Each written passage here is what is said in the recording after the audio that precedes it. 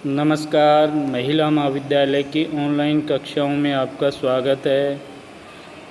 मैं रतिराम कक्कड़, व्याख्याता हिंदी। आज का विषय हमारा बीए पार्ट थर्ड से अयोध्या सिंह उपाध्याय हरिओद के काव्य प्रिय प्रवास के काव्य अंशों से लिया गया है। हमने अब तक प्रिय प्रवास के अंश में देखा कि गोप गोपिकाओं की श्री कृष्ण के मथुरा गमन के पश्चात क्या दशा हुई।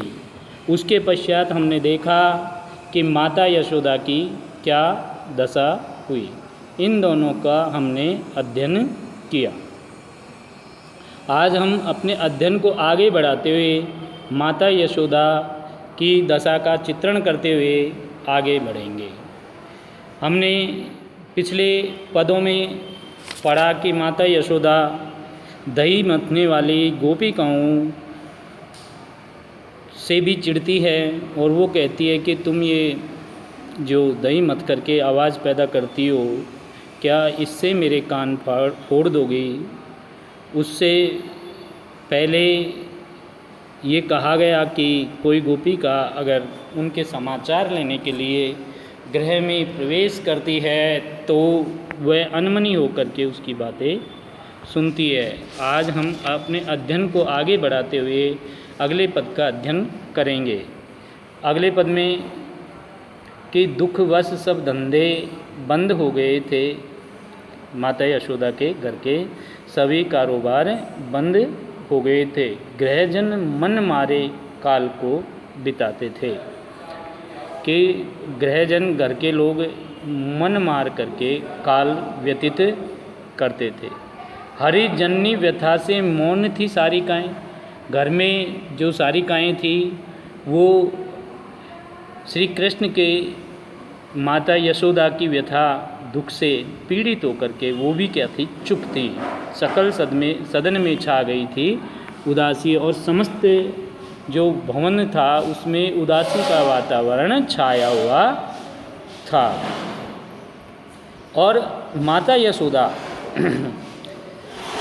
श्री कृष्ण के आने के इंतज़ार में क्या क्या करती थी, इसका चित्रण करते हुए कवि कहते हैं कि प्रतिदिन कितने ही देवता थी मनाती कि माता यशोदा श्री कृष्ण के आगमन के लिए देवी देवताओं की पूजा अर्चना किया करती। बहुयजन और अनेकों अनेक यज्ञ कराती है ना, और कराती विप्र के वृंद से थी और अनेक ब्राह्मणों को समूह को बुला करके यज्ञों का आयोजन करवाती कि श्री कृष्ण लौट आवे। नित्य घर पर कोई ज्योतिषी बुलाती और रोजाना ही कोई न कोई ज्योतिषी को बुलाती कि मेरे कृष्ण लौट करके कब आवेंगे। निज प्रिय सुत आना पूछने को यशोदा, अपने प्रिय पुत्र के लौट करके आने के सूचना के लिए वह कोई न कोई ज्योतिषी को बुलाती और विप्र यानी ब्राह्मणों के समूह को बुला करके यज्ञ करती और प्रतिदिन ही देवी देवताओं की पूजा अर्चना करती कि श्री कृष्ण लौट करके आवे। आगे कवि हरिओद कहते हैं कि सदन डिंग कहीं जो डोलता पत्र भी था। अगर कोई पत्ता भी घर के नज़दीक कहीं उड़ता हुआ मिल जाता तो निज श्रवण उठाती समुत्कुंठा के साथ। वो उत्कुंठा के साथ में उधर कान लगाती। आहट सा महसूस होता, अगर कोई पत्ता भी डोलता हुआ महसूस होता तो उसको क्या है कि वो उस आहट पर अपने कान लगाती कि श्री कृष्ण लौट के तो नहीं आ गए। पर जब वो उसे पता चलता है कि कोई पत्ता है तो वो क्या है, निराश होकर के बैठ जाती। कुछ रज उठती जो पंथ के मध्य से यों ही, कुछ हवा या वायु के वेग से कुछ धूल उड़ती सी नजर आती मार्ग में तो वह अयुत दृगी हो उसे देखती थी। अयुत का अर्थ हुआ कि जो मिला हुआ नहीं हो, मतलब आंखें फाड़ फाड़ करके उस उड़ती हुई धूल को देखती जो रास्ते के मध्य से उड़ रही थी कि किसी के आने का प्रतीक होता है ना, यानी कि कोई चल रहा होता है, थोड़ी धूल उड़ती है, अगर थोड़ी बहुत धूल कभी उड़ती हुई दिखाई देती तो वो क्या है, आंखें फाड़ फाड़ के उसको देखती। गृह दिशा यदि कोई शीघ्रता के साथ चले आता कवि आगे कहते हैं कि घर की दिशा की और कोई अगर तेज़ तेज़ कदमों से चलता हुआ कोई ब्रजवासी आता, मथुरावासी आता, तो वह उभय करों से थामती थी कलेजा, अपने दोनों हाथों से अपने हृदय को थाम लेती थी। जब वह दिखलाता दूसरी ओर जाता, अगर फिर वो माता यशोदा के घर की ओर तो आया नहीं और दूसरी ओर निकल जाता, तब हृदय करों से ढांपती थी दृगों को।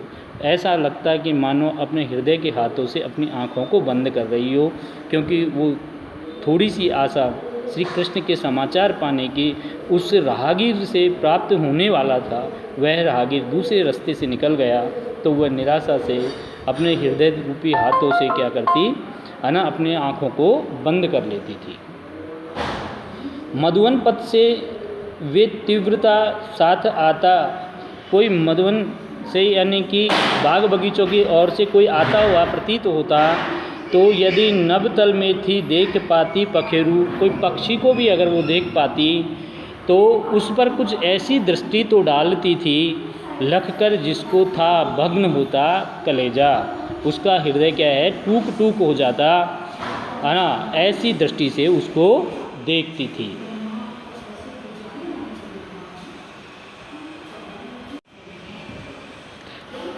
तो आगे हम अगले पद का अध्ययन करेंगे।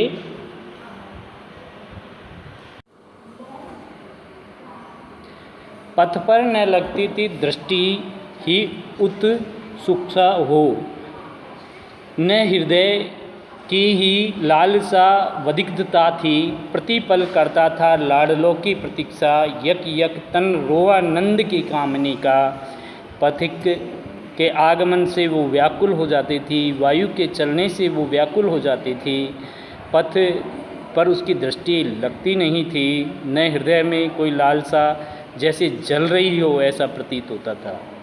कवि आगे कहते हैं कि प्रतिपल करता था लाडलों की प्रतीक्षा।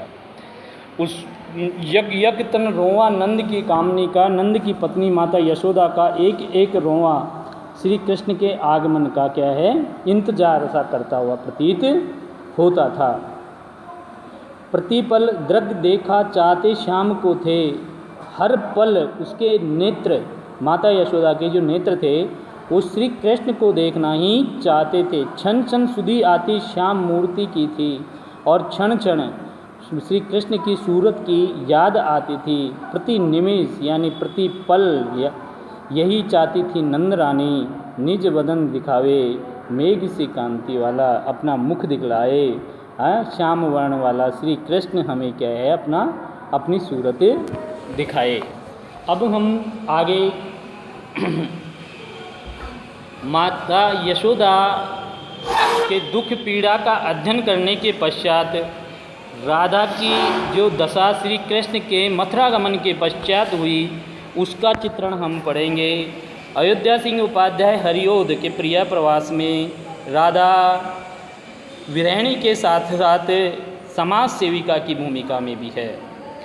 मदाक्रांता छंद में लिखी हुई ये रचनाएं हम अब अध्ययन करेंगे कि यशोदा और ब्रज के ग्वाल बालों के बाद राधा की क्या दशा हो रही है, इसका अध्ययन करेंगे। तो प्रथम पद का अध्ययन करते हैं कि रो रो चिंता सहित दिन को राधिका थी बिताती। राधा रो रो करके श्री कृष्ण की याद में रो रो करके दिन बिताती थी। आँखों को थी सजल रखती, आँखों को हमेशा ही नम बनी रहती। उसकी आँखें क्या है, हमेशा ही श्री कृष्ण की याद में क्या है, नम बनी रहती, उनमनाती थी, दिखाती, और हमेशा उदास सी वो दिखाई देती थी। शोभा वाले जलद वपु की हो रही चात की थी। अत्यंत शोभावान जलद वपु यानी कि बादलों के रंग जैसे शरीर वाले श्याम वर्ण वाले श्री कृष्ण के क्या है, वो चातक की जैसी अपने आप को चातक समझ रही थी। उत्कंठा थी, परम प्रबला वेदना वर्धिग्धता थी, उत्कंठा थी, उसके मन में उत्कंठा पैदा हुई थी, वो परम प्रबल थी, वेदना बढ़ती ही जा रही थी कि श्री कृष्ण लौट करके क्यों नहीं आए। अगले पद का अध्ययन करते हुए हम बात करते हैं कि राधा उस वक्त किस हालात में थी जिस भवन में वो अकेली बैठी थी। बैठी खिन्ना यक दिवस वे घेई में थी अकेली। एक दिन की चर्चा करते हुए हरिओत कहते हैं कि राधा बड़े ही खिन्न मन से, क्योंकि श्री कृष्ण लौट के नहीं आए, तो बड़े खिन्न मन से अपने घर में बैठी थी। उस वक्त वह अकेली थी, उसके पास कोई नहीं था। आके आंसू द्रग युगल में थी धरा को भिगोते, है ना। उसकी दोनों आँखों से आंसू बह रहे थे और वो आंसू धरती को भिगो रहे थे। आई धीरे इस सदन में पुष्प सदगंधा कोले। इतने में ही सवेरे का समय था। सुगंधित पवन पुष्पों की गंध लेकर के उस सदन में प्रवेश करती है और उसको नासिका से महसूस होता है, वो सुगंधित पवन को महसूस कर पाती है ना। प्रात वाली सुपवन इस काल वातायनों से जो घर की खिड़कियां थी उससे वह प्रवेश करती है, वो उसको वहाँ पर हवा आती है। तो हवा को संबोधित करते हुए राधा क्या कहती है ना। हवा से एक तरीके से वार्ता करते हुए राधा जो कहती है उसका अध्ययन करते हैं। राधा कहती है कि आके पूरा सदन उसने सौरभीला बनाया। मतलब राधा कहती नहीं है, वहाँ का चित्रण है कि आके पूरा सौरभीला सदन उसने सौरभीला बनाया। वो वायु आई और उसने अपनी सुगंध से पूरे भवन को भर दिया। चाहा सारा कलुष तन का राधिका के मिटाना। वो शीतल मंद सुगंधित वायु जो सवेरे की थी, प्रातःकाल की थी, उसने सारे सदन को सुरभि यानी अपनी सुगंध से भर दिया। क्योंकि पवन ये चाहती थी कि सारा कलुष यानी सारी पीड़ा कष्ट राधिका के तन का वो मिटा देगी। राधा के तन का जो सारा कष्ट है वो मिटा देगी, ऐसा पवन ने सोचा, है ना। जो बूंदे थी सजल दृक के पक्ष में, है ना, विद्यमाना। राधा के आँखों में जो आंसू बह रहे थे वो उसके कोरों पर अटके हुए थे, है ना, वो विद्यमान थे, है ना। तो वायु ने क्या किया कि धीरे धीरे क्षिति पर उसे सौम्यता से गिराया, धीरे धीरे उसे धरती पर गिराया। जो बूंदे के आँखों के किनारे पर बनी हुई थी उनको धीरे से गिराया, ताकि राधा को कोई कष्ट ना हो। लेकिन राधा तो विरह से पीड़ित इस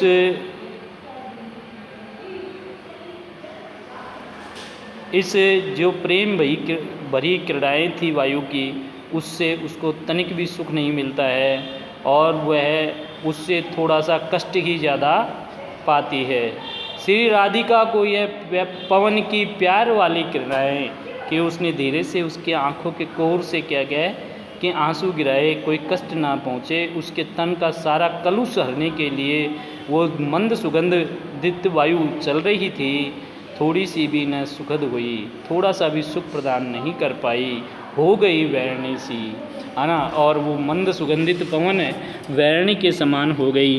क्योंकि श्री कृष्ण की उन्हें और भी ज़्यादा याद आने लगी थी, और भी ज़्यादा वो उसके लिए कष्टकारक हो गई। भीनी भीनी महक मन की शांति को खो रही थी। और भीनी भीनी महक क्या है, मन की शांति को खो रही थी। मन जो अभी शांत होने का प्रयास कर रहा था उसे वो क्या है, नष्ट कर रही थी। और भी ज़्यादा श्री कृष्ण की याद आ रही थी। पीड़ा देती व्यथित चित्त को वायु की स्निग्धता थी, जो शीतलता थी, जो उसकी तरलता थी वायु की, वो चित्त को और भी ज़्यादा व्यथित कर रही थी। ऐसा राधिका के साथ हो रहा था। जबकि पवन उसके दुखों को कम करने की कोशिश कर रही थी और वह उसे और भी ज़्यादा बढ़ रही थी। उससे संतापों को विपुल बढ़ता देख के दुखिता हो, अपने दुखों को और ज़्यादा बढ़ते हुए देख करके अत्यंत कष्ट में होकर धीरे बोली सदुख उससे श्रीमती राधिका यूँ। धीरे से वो पवन से बोली, अपने दुखों को ज़्यादा बढ़ते हुए देख करके, प्यारी प्रात पवन इतना क्यों मुझे है सताती। अरे प्रात की प्यारी पवन, तू मुझे क्यों सताती है, मेरे दुखों को क्यों बढ़ाती है, अपनी स्निग्धता से, अपनी शीतलता से, अपनी तरलता से मेरे दुखों को और क्यों बढ़ा रही है। क्या तू भी कलुषित हुई काल की क्रूरता से। काल ने मेरे कृष्ण को मेरे से दूर कर दिया है, वो मेरे प्रति क्रूर हो गया है। क्या तू भी कलुषित हो गई है, क्या उसकी छाया यानी कि क्रूर काल की छाया तुझ पर पड़ गई है और तू भी क्या है उसकी तरह कष्टदायिनी हो गई है ना। तो ऐसा वो कहती है राधा किससे, पवन से, है ना। आगे राधा पवन से कहती है, कालिंदी के कल्पुलिन पे घूमती सिक्त होती। अरे पवन, तू तो क्या है कि यमुना के किनारे, है ना, पवित्र किनारे पर घूमती होती और उसकी तरलता से, उसकी शीतलता से सिक्त होती है, अभिषित हो जाती है। प्यारे प्यारे कुसुम चय को चूमती गंध लेती और प्यारे प्यारे जो फूल लगे हुए हैं उनको चूमती हुई, उनसे गंध प्राप्त करती हुई तू वहाँ पर विचरण करती है। तू आती है वहन करती वारी के सीकरों को, और तू वहाँ से यमुना के किनारे से जल के कणों से अब शीतलता लेकर के तू यहाँ पर आती है। हाँ पापिष्टे, फिर किस लिए ताप देती मुझे है, पर तेरा ये शीतलता मुझे ताप प्रदान करता है। तो मैं पूछती हूँ, ये पवन तू मुझे क्यों ताप प्रदान करती है, तू मुझे और भी कष्ट क्यों प्रदान करती है। क्यों होती निठुर, इतनी क्यों बढ़ाती व्यथा है, तू क्यों निष्ठुर हो गई है मेरे प्रति और क्यों मेरी व्यथा को तू बढ़ा रही है। तू है मेरी चिर परिचिता, तू तो क्या है कि मेरी चिर परिचित है कि तेरी स्निग्धता में श्री कृष्ण के साथ, है ना, मैंने क्रीड़ाएँ की है, इसलिए तू पूर्व परिचित है ना। तू हमारी प्रिया है, मेरे और श्री कृष्ण की तू प्रिया है। मेरी बातें सुन मत सता, छोड़ दे वामता को, है ना। जिसका प्रियतम छोड़ जाता है वो वामता, है ना, यानी लेफ्ट। मेरी बातें सुन मत सता, मुझे तू मत सता, जिसका प्रियतम छोड़ गया वो वामता को। पीड़ा खो के प्रणत जन की है बड़ा पुण्य होता है। अपने जन की, अपने जो प्रियजन है उसकी पीड़ा को ख़त्म करने पर बड़ा पुण्य प्राप्त होता है। तू तो मेरी प्रिय है और तू क्या है मेरे कष्टों को तू कम कर दे, तू उनको बढ़ा मत। और तू क्या है कि उनको कम कर सकती है, तू मेरे पास से चले जाए तो वो कम हो जाएंगे, है ना, और तेरा पर बड़ा ही तुझे तेरा पुण्य होगा। ऐसा राधा पवन को कहती है। और अगर तू कुछ कर सकती है, पवन को राधा कहती है कि अगर तू कुछ कर सकती है ना, और मेरे लिए कुछ करना चाहती है, तो राधा कहती है कि मेरे प्यारे नव जलद से कंज से नेत्र वाले के, नव जलद यानी कि नए बादल के समान, कंज से यानी कमल के समान नेत्र वाले मेरे प्यारे कृष्ण, जो मधुवन मथुरा चले गए हैं, जाके न आए मधुवन से, यानी कि जो मथुरा जाकर के वापस लौट के नहीं आए, न भेजा कोई संदेशा, न ही मेरे लिए कोई संदेशा भेजा है। मैं रो रो के प्रिय विरह में, अपने प्रियतम की याद में रो रो करके क्या है बावली हुई जा रही हूँ, आना। अगर हो सके तो हे पवन, तू जाके मेरी सब दुख कथा श्याम को तू सुना दे। तो जाकर के मेरी दुख कथा को तू कृष्ण को सुना दे। ऐसा कार्य वह पवन को सुनाती है।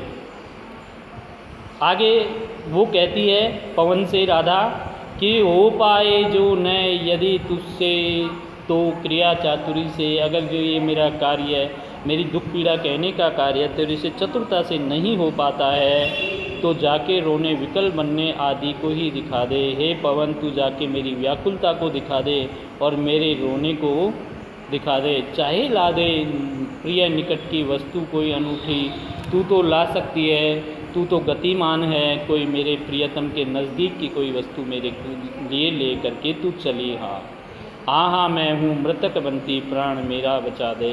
हे पवन तू मेरे प्राणों की रक्षा कर, अगर तू ऐसा कर पाएगी तो मेरे प्राण बच जाएंगे और तू मेरे प्राणों की रक्षा कर। इस प्रकार से राधा पवन को अपनी दूतिका बना करके अपने कष्टों की सूचना श्री कृष्ण तक भेजने के लिए पवन को अपनी दूतिका बनाती है।